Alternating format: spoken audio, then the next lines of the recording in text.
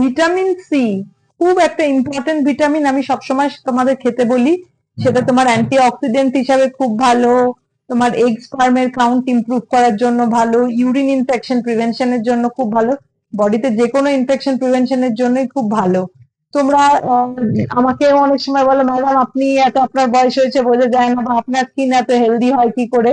তো তার রহস্যটা হচ্ছে ভিটামিন সি। আমি তো রেগুলার ইনটেক করি। চলো আজকে আমার টিফিনটা দেখাই। এই দেখো, vitamin C containing fruit is, মানে যে কোনো ফ্রুটেই থাকে, তার মধ্যে specially vitamin C containing fruit গুলো তোমার দেখাচ্ছি। যেমন ধরো লেবু, আমি সবসময় তোমাদেরও বলি যে লেবু খাবে, যে সিজনাল ফল হিসাবে মুসাম্বি লেবু ওয়ান অফ মাই ফেভারিট। আজকে আমি এটা খেতে চলেছি। সাথে রয়েছে পেয়ারা, এটাও আমার আরেক ফেভারিট। তোমরা জানো, যারাই আমাকে দেখিছো, আমি কতবার বলি লেবু আর পেয়ারা খাবে। আরেকটা জিনিস দেখো, পেঁপে, যেটা প্রেগনেন্সির সময় অনেকে খাও না, কিন্তু যখন নন প্রেগনেন্ট তখন তো খাওয়াই যায়। পাকা পেঁপে খুব ভালো সোর্স অফ ভিটামিন সি।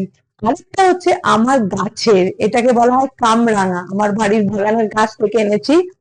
হুম, এটাও হচ্ছে good source of vitamin C. তো এগুলো যদি তোমার ডায়েটে মোটামুটি রেগুলার রাখতে পারো, তাহলে অ্যাটলিস্ট ইউরিন ইনফেকশন হওয়ার চান্স কমালে, স্কিনটা গ্লো করবে, সাথে তোমার ফার্টিলিটির জন্য খুব ভালো।